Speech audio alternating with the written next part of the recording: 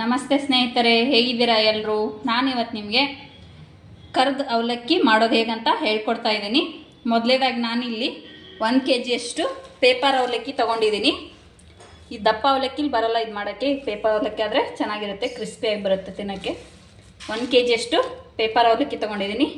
ಒಗ್ಗರಣೆಗೆ ಎಣ್ಣೆ 1/4 kg ಆಗೋಷ್ಟು, ಕರಿಬೇವು, ಪುಟಾಣಿ ಪುಡಿದು, ಸಕ್ಕರೆ ಪುಡಿ, ಜೀರಿಗೆ, ಸಾಸಿವೆ, ಜಜ್ಜಿಟ್ಕೊಂಡಿರೋಂಥ ಬೆಳ್ಳುಳ್ಳಿ, ಖಾರ, ಅರಿಶಿನ ಪುಡಿ, ಉಪ್ಪು, ಪುಟಾಣಿ, ಶೇಂಗಾ, ಒಣ ಕೊಬ್ಬರಿ ನಾನಿಲ್ಲಿ ಉದ್ದಕ್ಕೆ ಸಣ್ಣಕ್ಕೆ ಹೆಚ್ಚಿಟ್ಕೊಂಡಿದ್ದೀನಿ. ಆಮೇಲೆ ಒಣ ಮೆಣಸಿನ್ಕಾಯಿ ಸ್ವಲ್ಪ ಒಗ್ಗರಣೆಗೆ. ಇದಿಷ್ಟು ಕರ್ದ ಅವಲಕ್ಕಿ ಮಾಡಲು ಬೇಕಾಗಿರೋಂಥ ಸಾಮಗ್ರಿಗಳು. ಮೊದಲೇದಾಗಿ ನಾನಿಲ್ಲಿ ಒಂದು ಬಾಣಲಿನ ಕಾಯಿ ಇಟ್ಕೊಂಡಿದ್ದೀನಿ. ಅದಕ್ಕೆ ನಾನಿಲ್ಲಿ ಒಂದು 200 ಗ್ರಾಮ್ ಅಷ್ಟು ಎಣ್ಣೆನ ಹಾಕ್ತಾ ಇದ್ದೀನಿ.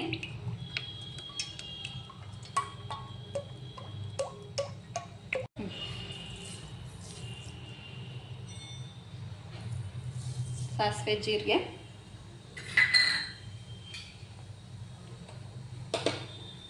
ಅವು ಸ್ವಲ್ಪ ಫ್ರೈ ಆಗಲಿ.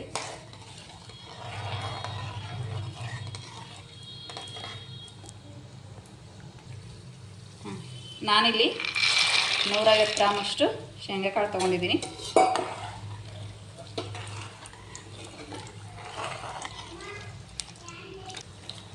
ಇವು ಸ್ವಲ್ಪ ಕೆಂಪಗಾಗೋವರೆಗೂ ಫ್ರೈ ಮಾಡ್ಕೊಳ್ರಿ.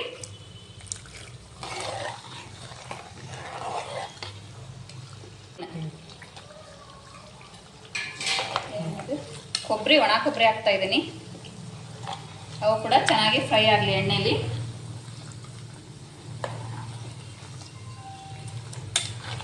ಇನ್ಸಲ್ದಾಕೆ ಎಣ್ಣೆ ಸಿಡಿತದ.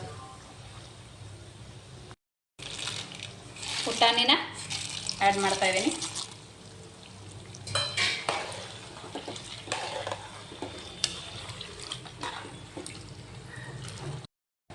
ಇವಾಗ ನಾನು ಬೆಳ್ಳುಳ್ಳಿ ಆ್ಯಡ್ ಮಾಡ್ತಾ ಇದ್ದೀನಿ.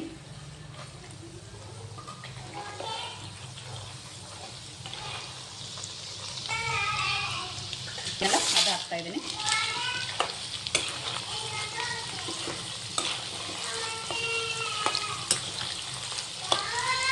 ಇವಾಗ ಕರಿಬೇವು ಹಾಕ್ತಾ ಇದ್ದೀನಿ.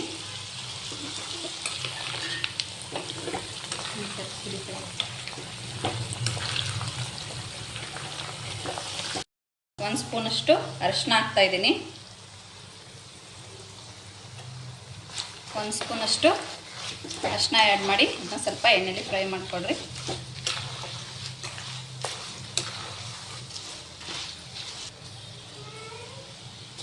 ರುಚಿಗೆ ತಕ್ಕಷ್ಟು ಉಪ್ಪನ್ನ ನೋಡಿ ಹಾಕ್ಕೊಳ್ರಿ.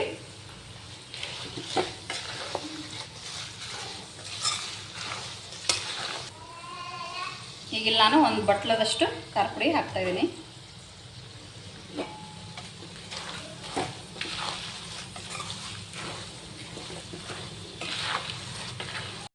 ನೋಡಿ, ಈಗ ಇದು ಒಗ್ಗರಣೆ ರೆಡಿ ಆಯಿತು. ಅವಲಕ್ಕಿಗೆ ಕಲಸೋಣಂತ ಒಗ್ಗರಣೆ ಸ್ವಲ್ಪನೇ ಹಾಕಿ ನೀವು ಕೈ ಆಡ್ಕೊಳ್ರಿ.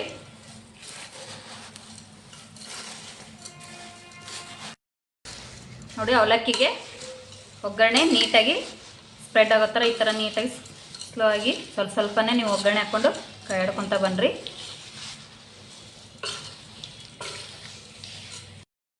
ನೋಡಿ, ಈಗ ಒಗ್ಗರಣೆ ಎಲ್ಲ ಕೈ ಆಡಾದ್ಮೇಲೆ ಸ್ವಲ್ಪ ಸಕ್ಕರೆ ಪುಡಿ, ಆಮೇಲೆ ಸ್ವಲ್ಪ ಪುಟಾಣಿ ಪುಡಿ ಹಾಕ್ರಿ. ಇದನ್ನು ನೀಟಾಗಿ ಇನ್ನೊಂದ್ಸತಿ ನೀವು ಪೂರ ಕೈ ಆಡ್ಕೊಳ್ರಿ. ಸಕ್ಕರೆ ಪುಡಿ, ಪುಟಾಣಿ ಪುಡಿ ಎಲ್ಲ ನೀಟಾಗಿ ಅವಲಕ್ಕಿಗೆ ಹಚ್ಕೊಳ್ಳೋ ಥರ ಕ್ಲೀನಾಗಿ ಕೈ ಆಡ್ಕೊಳ್ರಿ.